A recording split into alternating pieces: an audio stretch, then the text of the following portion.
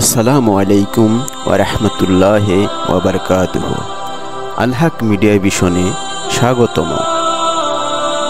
আল্লাহ সুবহানাহু ওয়া তাআলা যুগে যুগে পৃথিবীতে বিভিন্ন জাতি গোষ্ঠী প্রেরণ করেছেন এবং তাদের উপর বিভিন্ন রকম আল্লাহর আদেশ মেনে চলার নির্দেশ দিয়েছিলেন। আর যারা এই আদেশ অমান্য করেছে তাদের আল্লাহ সুবহানাহু ওয়া তাআলা বিভিন্ন শাস্তিতে পাকড়াও করেছেন।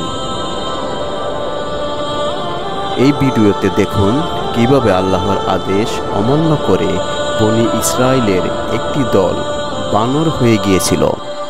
কুরআনের ভাষায় বর্ণিত এই ভয়াবহ শাস্তি আমাদের জন্য এক মহান শিক্ষা। পুরো কাহিনী জানুন কুরআন ও তাফসীর অনুযায়ী।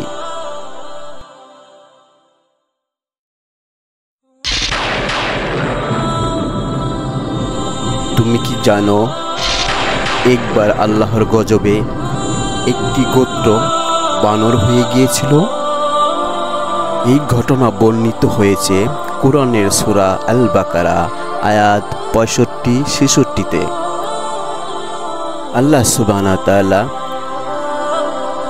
পবিত্র কুরআনে ইরশাদ করেছেন, তোমরা তো জানোই যারা শনিবারে সীমা লঙ্ঘন করেছিল আমি তাদের বলেছিলাম তোমরা হও অপমানিত বানর।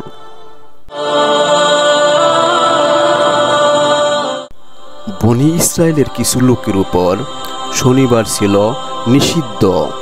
তাদের জন্য ওই দিন মাছ ধরা হারাম ছিল, কিন্তু তারা চতুরতা করল। শনিবারে মাছ ধরে রাখত, রবিবারে তুলত। তারা মনে করত তারা আল্লাহর হুকুমকে ফাঁকি দিতে পারবে।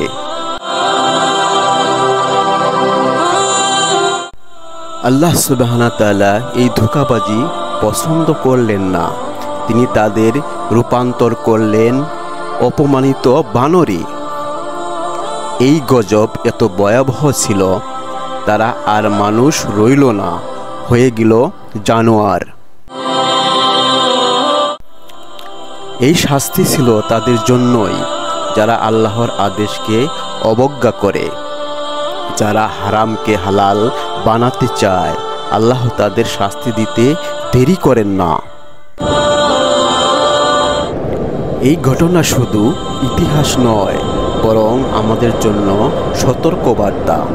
আমরা যেন আল্লাহর বিধানকে খেলা মনে না করি। যা হারাম তা চাতুরতার মাধ্যমে হালাল বানাতে চেষ্টা করলে তার ফলাফল ভয়াবহ হতে পারে।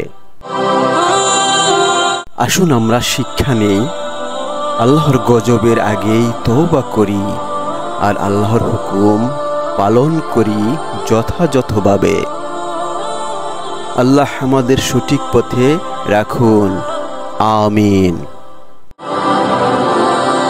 এই ভিডিওটি ভালো লাগলে লাইক, কমেন্ট, শেয়ার ও সাবস্ক্রাইব করতে ভুলবেন না।